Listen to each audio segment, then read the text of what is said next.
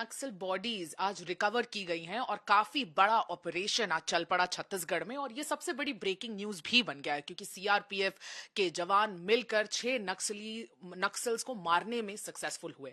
लेकिन आज हम इसी चीज का विश्लेषण करेंगे कि किस तरह से बीजेपी के आने के बाद क्या बदल गया है, क्या अग्रेशन ज्यादा बढ़ गया है, स्टेट गवर्नमेंट क्या नक्सलवाद को उखाड़ फेंकने में ज्यादा सक्सेसफुल साबित हो रही है।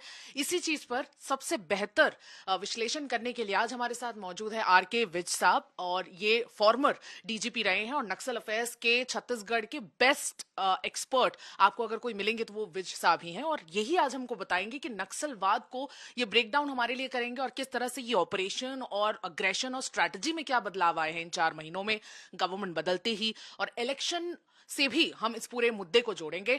नमस्कार, जय जोहार, मेरा नाम सुमी राजप्पन है। मैं आप सभी का स्वागत करती हूं छत्तीसगढ़ राउंडअप पर, और सर आपका बहुत स्वागत करती हूं छत्तीसगढ़ राउंडअप पर और छत्तीसगढ़ तक पर।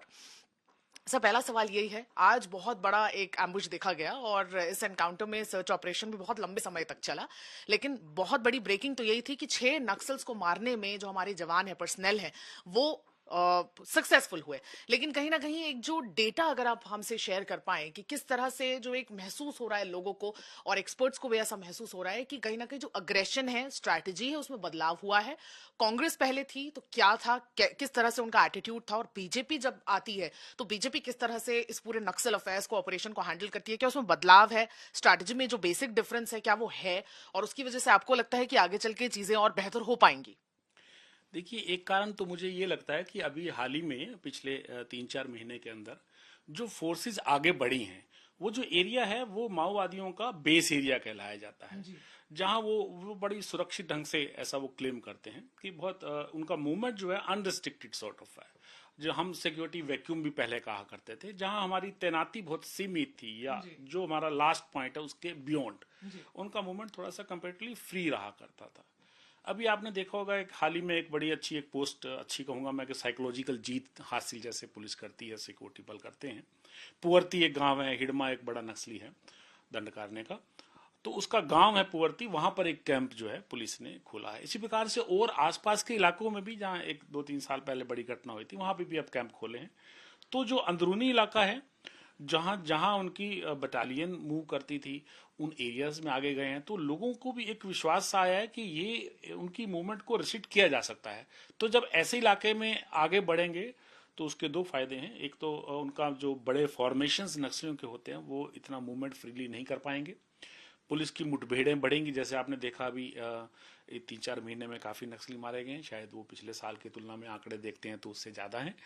तो ये जो अग्रेसिव पोस्चर, एक तो सरकार का अग्रेसिव पोस्चर रहता है कि हमको ये लड़ाई लड़नी है, आगे बढ़ना है, और दूसरा फोर्सेस का आगे बढ़ना, क्योंकि एक पोजीशन तक अगर रहेंगे तो लड़ाई भी सीमित रहेगी, तो हमको आगे भी बढ़ना पड़ेगा, और उसके बेहतर रिजल्ट मुझे लगता है आएंगे जब गवर्नमेंट की सोच और पुलिस फोर्स का अग्रेसिव पोस्चर जब पैरेलल रहेगा, तो उसके उसके जो रिजल्ट्स हैं वो नेचुरली बेहतर आएंगे। लेकिन सर कांग्रेस ने भी बहुत क्लेम किया था कि वो जगह जगह पुलिस कैंप्स खोल रहे हैं, अंदर अंदर पुलिस कैंप्स खोले गए। लेकिन कांग्रेस के टाइम पे एक बहुत बेसिक चीज ये देखी गई कि पुलिस कैंप्स खुल के बस वहां पर एस्टैब्लिश हो गए थे, लेकिन जो मुठभेड़े हैं और जो अंदर जाके जंगलों में पेनिट्रेट करना, जंगलों में अंदर घुसना फोर्सेस के द्वारा, वो बिल्कुल नहीं देखा गया। उसकी वजह से जो एम्बुश थे, अटैक्स थे जो नक्सल्स पे होने चाहिए थे, वो बिल्कुल नहीं हो रहे थे। पुलिस कैंप्स खोलने में कहीं ना कहीं कांग्रेस थोड़ी बहुत सक्सेसफुल हुई होगी, लेकिन भारतीय जनता पार्टी, उनका जो मैं अग्रेशन देख रही हूं, Amit Shah in fact assembly elections के, छत्तीसगढ़ असेंबली इलेक्शंस जो भी रिसेंटली खत्म हुए हैं, उसके कैंपेनिंग जब उन्होंने कोरबा में शुरू की थी, तभी उन्होंने बोल दिया था कि 2024 में हम अगर आते हैं सेंटर पे तो हम नक्सल खत्म कर देंगे, नक्सलवाद ही खत्म कर देंगे। विजय शर्मा जो होम मिनिस्टर हैं, डेप्यूटी चीफ मिनिस्टर भी हैं, वो भी लगातार कह रहे हैं कि आओ एक टेबल पे बात करो, वरना फिर हमारा अग्रेशन झेलो।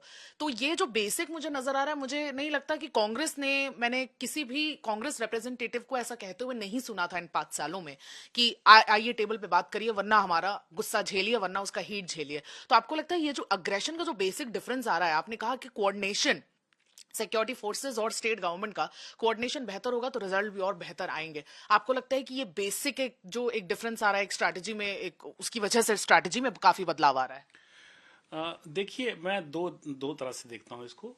एक तो लास्ट में आपने कहा कि कुछ नहीं किया गया, मैं उससे सहमत नहीं हूँ।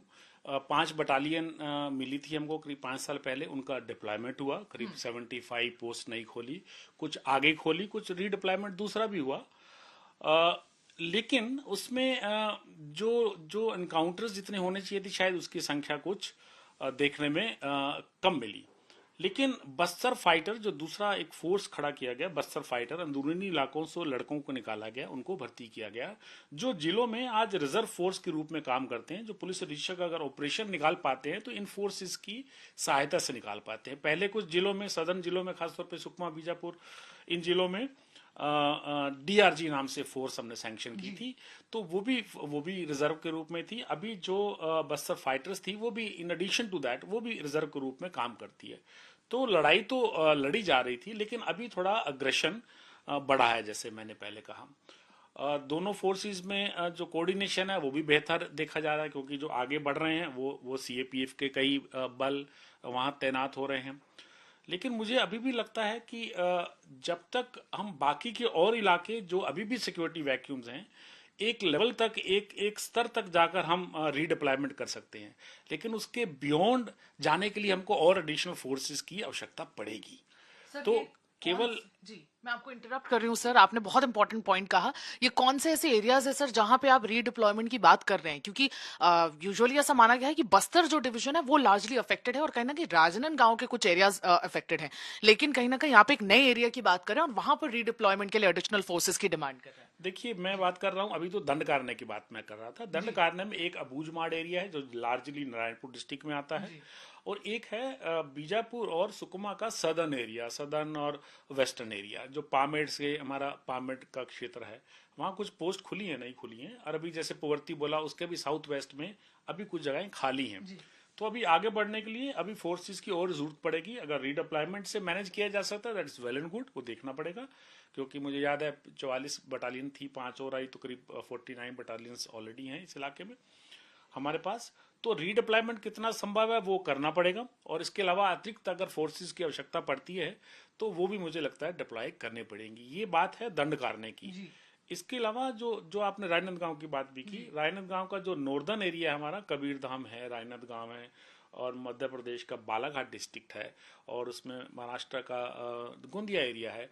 इस इलाके में और उसका भी आसपास के और इलाके में भी एक नया जोन, भी एक एक्सपेंशन उसका चल रहा है, एमएमसी जोन कहते हैं, महाराष्ट्र, मध्य प्रदेश, छत्तीसगढ़ जोन। तो मुझे लगता है उसको भी ध्यान में रखना पड़ेगा कि उसकी एक्सपेंशन की, हालांकि उसकी गतिविधियां नियंत्रण में है, चेक में है, लेकिन वो भी देखना पड़ेगा कि वहां पर भी जो है हमारा डिप्लॉयमेंट पर्याप्त कुछ ना कुछ बढ़ता रहे, ताकि उनकी एक्सपेंशन की जो गतिविधियां उसको हम नियंत्रित कर सके। तो अग्रेशन के साथ साथ फोर्सेस को अपना ध्यान तो रखना ही पड़ेगा, टैक्टिक्स में कोई त्रुटि ना हो हमारे से, ये भी देखना पड़ेगा। और लेकिन रीडिप्लॉयमेंट के साथ थोड़े और फोर्सेस की जरूरत भी मुझे लगता है जरूरत पड़ सकती है। मुझे लगता है कोऑपरेशन अभी फोर्सेस में आउटस्टैंडिंग है सर। एडिशनल फोर्सेस की जरूरत, क्योंकि सेंटर पे भी बीजेपी है, स्टेट गवर्नमेंट में भी बीजेपी है, आपको लगता है आसान हो जाती हैं चीजें जब डबल इंजन होता है? तो डबल इंजन की सरकार जैसे एक आम भाषा में बोलने लग गए हैं लोग, तो आपको लगता है कि आसान होता है उस समय एडिशनल फोर्सेस को भेजना और ऐसे में टैकल करवाना, उस समय टैक्टिक और स्ट्रांग हो जाती है? देखिए, फोर्सेस का रीडिप्लॉयमेंट थोड़ा सा टीडियस जॉब रहता है। कहाँ नॉर्थ ईस्ट से निकालें या कश्मीर से कहाँ से निकालें, जहाँ सिचुएशन बेटर होती है वहाँ से निकाला जाता है। समय के साथ सीएपीएफ की है, चाहे सीआरपीएफ है, बीएसएफ, उनकी बटालियन बड़ी भी हैं। अगर रीडिप्लॉयमेंट पॉसिबल नहीं है तो बटालियन की और बटालियंस भी जोड़ी जाती है, मतलब फ्रेश रिक्रूटमेंट करके बटालियन बढ़ाई भी जा सकती हैं। तो ये डिपेंड करता है कि हमको ये लड़ाई कितने समय में खत्म करनी है। तो अगर सीमित बल रहेगा तो लड़ाई भी सीमित कहीं ना कहीं हो सकती है। अगर रीडिप्लॉयमेंट से सारा पॉसिबल नहीं हुआ तो मुझे लगता है फोर्सेस का बढ़ाने का ये तो कैलकुलेशन एक ओवरऑल करनी पड़ेगी सिचुएशन को देखते हुए, जहां अच्छी हो रही है वहां से कितना रीडिप्लॉयमेंट किया जा सकता है। परंतु फोर्सेस की आवश्यकता और बढ़ सकती है, ऐसा मेरा।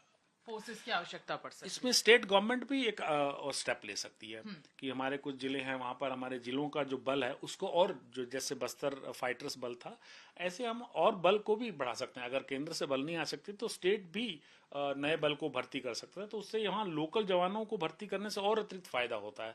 वो जो है वो मार्ग को जानते हैं, वो उस पूरे क्षेत्र का जो टेरेन है उसको जानते हैं, और कई लोग उनके दूसरी साइड में भी रहते हैं। तो कई परिवार ऐसे कई देखे हैं कि कुछ भाई जो माओवादी हैं तो कुछ फोर्सेस में हैं, तो उससे थोड़ा सा और नजदीकियां बढ़ती हैं, इन द सेंस कुछ सरेंडर होने में भी हेल्प मिलती है। सरेंडर पॉलिसी भी हमारी काफी अच्छी है, तो इनमें भी देखा जा सकता है कि किस प्रकार से और उसको और ज़्यादा इफेक्टिव बनाया जाए। हमने देखा कि महिलाएं जो जाके ज्वाइन करती हैं उनके कारण कुछ अलग रहते हैं। कोई मैंने उनमें रेवोल्यूशनरी जील कभी भी नहीं देखा कि रेवोल्यूशन के लिए, वो क्रांति के लिए ज्वाइन की हो। कोई पॉवर्टी किसी कारण है, किसी शादी से बचने के लिए, घरेलू कारण बहुत ज़्यादा हैं ज्वाइन करने के, तो उनको भी पैरेलली मुझे लगता है एड्रेस किया जा सकता है। जो नए इलाकों में हम जा रहे हैं वहां पर बहुत दिनों से हमने देखा कि एक अच्छा एक इनिशिएटिव सरकारों का रहा है कि उनको विकास केंद्र के रूप में विकसित कर रहे हैं। वहां पर जो आवश्यकताएं विलेजर्स को हैं, चाहे वो मेडिकल की है या एजुकेशन की है, वो सब मतलब थोड़ा एम्प्लॉयमेंट भी मिले, थोड़ा सा उनको दूसरी फैसिलिटी, पानी भी मिले, सड़क भी वहां तक पहुंचे, तो थोड़ा सा जो जो माओवादियों के साथ जुड़ाव है वो भी कम होने में सहायता मिले। तो केवल अग्रेशन से, केवल डायरेक्ट एक्शन ही पर्याप्त नहीं होगा। मुझे लगता है साथ में विकास के काम जो है वो चल रहे हैं, उनको भी गति जितनी ज्यादा देंगे तो वो भी एरिया रिस्टोर करने में मुझे लगता है सहायता होगी। सर, कांग्रेस का कहीं ना कहीं अगर एक देखा जाए तो कांग्रेस ने पुलिस कैंप्स बनाए हैं आसपास। अब जो डेटा हमारे पास अवेलेबल है, कुछ 70 के आसपास उन्होंने पुलिस कैंप्स एस्टैब्लिश किए हैं पूरे बस्तर डिवीजन में। अब सर, लेकिन इसका जो एक रिजल्ट जो हमको देखने को मिला, इलेक्शंस, असेंबली इलेक्शंस में पिछले बार के कंपैरिजन, जब भारतीय जनता पार्टी अपने 15 साल का कार्यकाल खत्म कर रही थी और कांग्रेस की शुरुआत हो रही थी, तो इस बार अगर हम देखें कांग्रेस के 5 साल के कार्यकाल के बाद जो अटैक्स थे वो इस बार के असेंबली इलेक्शंस में थोड़े कम थे।